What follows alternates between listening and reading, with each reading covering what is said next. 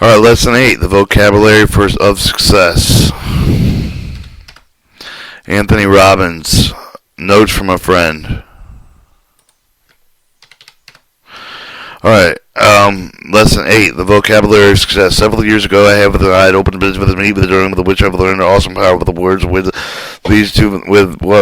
two men I've known for a long time, and I just found out with a business associate had to try with taking advantage of us. I felt upset with the situation. I suppose you could say I was angry.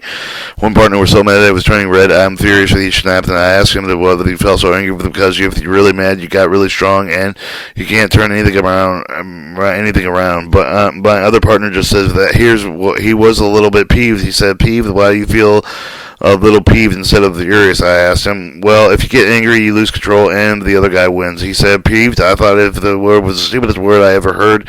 How could this big successful guy go around using a word like that and still keep the straight face?" The answer was that he didn't.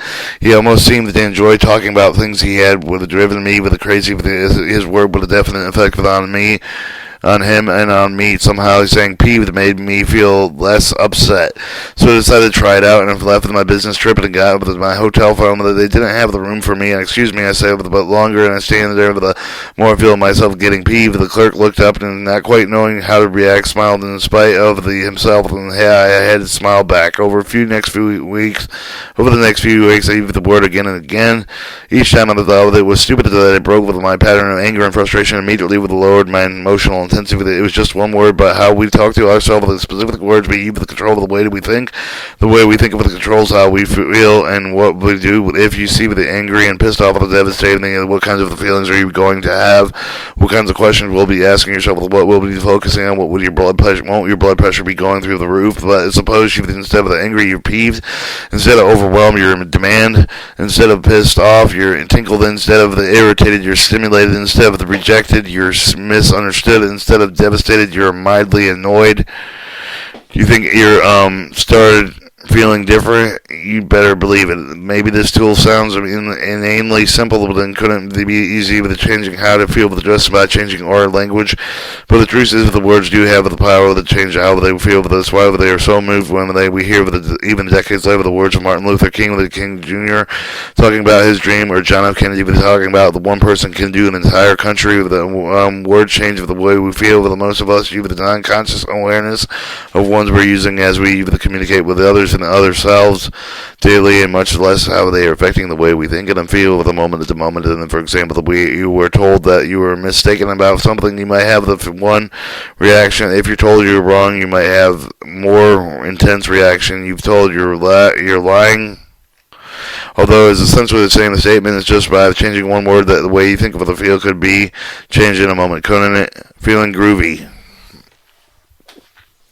Alright, it works in other ways too, but you can turn up the volume of the happy emotion simply by changing how you describe them. Feel ecstatic instead of just okay, being thrilled instead of just interested, feeling superb instead of alright, instead of feeling fine, feel phenomenal. You're not just determined, you're unstoppable. So get ready for the new kind of vocabulary tests.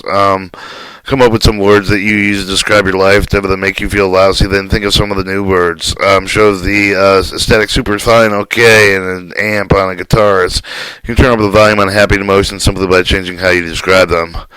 You could use this instead of making them silly if you want. Have fun. Old disempowering words, new empowering words. Stupid, discovering. And then you have a list. I'm sure that you've got some of the great words. Just to give you a few more ideas, here's a list of some of that I've heard through the years. Negative emotion expression, transformation into angry, disenchanted, depressed, calm before reaction, disappointed, delayed, embarrassed, or wired, aware, that stinks, a little aromatic, failed, learned something, lost, searching, terrible, different. Now come up with some of the words that really turbocharge your experience. Turn your okay words into real sparklers. Old, boring, new, exciting word. Interesting, amazing.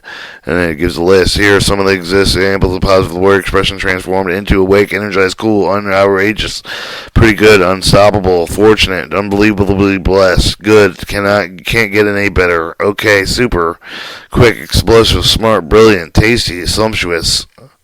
Start using the new choices right away. Make sure you have a blast, and you're not just killing time. If you're having trouble with this, you may need to answer this question. And then the last 9, are you up against a wall? Breakthrough with a new metaphor. That's chapter 9.